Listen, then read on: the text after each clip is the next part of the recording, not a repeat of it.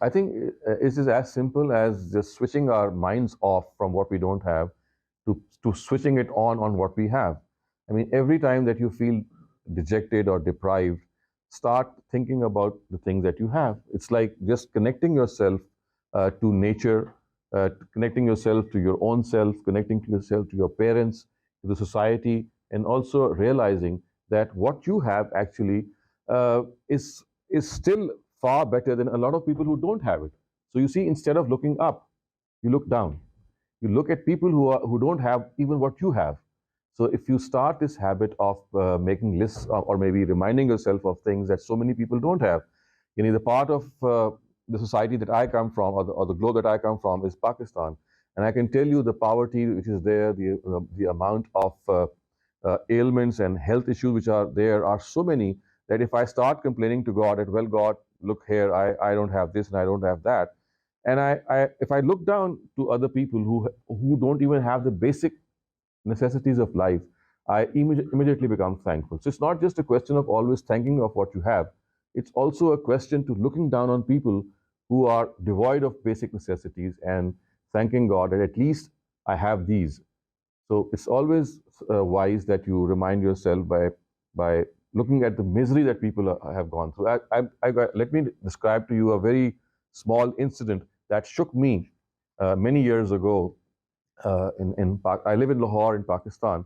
So once it happened, this is about maybe 30 or 40 years ago, 30 years ago at least, that one of our domestic staff, he used to wash our clothes.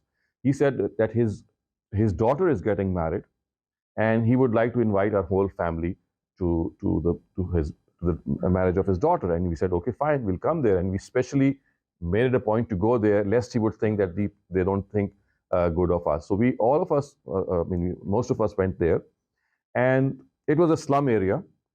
So they had uh, a big place in which there was a covering. It was all covered there, and all of us, of course, sat there first. All the rituals of wedding took place, and then he said that, well, food is now ready, and now you can go and have food in that enclosure. So about 30 or 40 people, we were 40 or 50 people. So we marched into that enclosure, which was adjacent to the sitting enclosure. And one thing they did was that as soon as we went inside and we started to eat, they shut that enclosure with a curtain. And I just noticed it and just ignored it. I said, I don't know why they're shutting this enclosure, because people are going to still come in. But it just slipped my mind. And then it happened that after about 20 minutes or 30 minutes, when we had finished our food, he opened that, or the organizers, they opened that curtain so that other people could come in. And lo and behold, a small army of little children, barefooted, half dressed, they rushed into that enclosure, and they started picking up food which was spilled down by us on the floors. For example, small meatballs, some rice that was fallen there. And they were collecting them in their own small packets, and they were shouting with joy as if something good had come their way, because maybe they hadn't eaten meat for God knows how many days.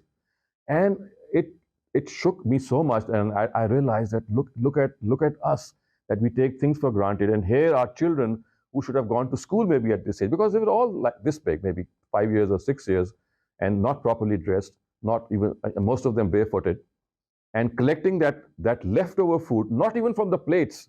Mind you, it's not the plates that were on the table, but from the ground, because we have a habit of spilling a lot of food on the ground as well. So these young children, and they were enjoying it, and they thought that maybe this is their Eid day. So I think these are the sorts of incidents that we should realize, that uh, there's a lot of misery in this world, and that misery is something, all that we need to do is make a note of that misery. I mean, we have social media splashing so many uh, items of news before us, and amongst those items you can still find such gross details about so many things that happen in the world, and that should literally shake us.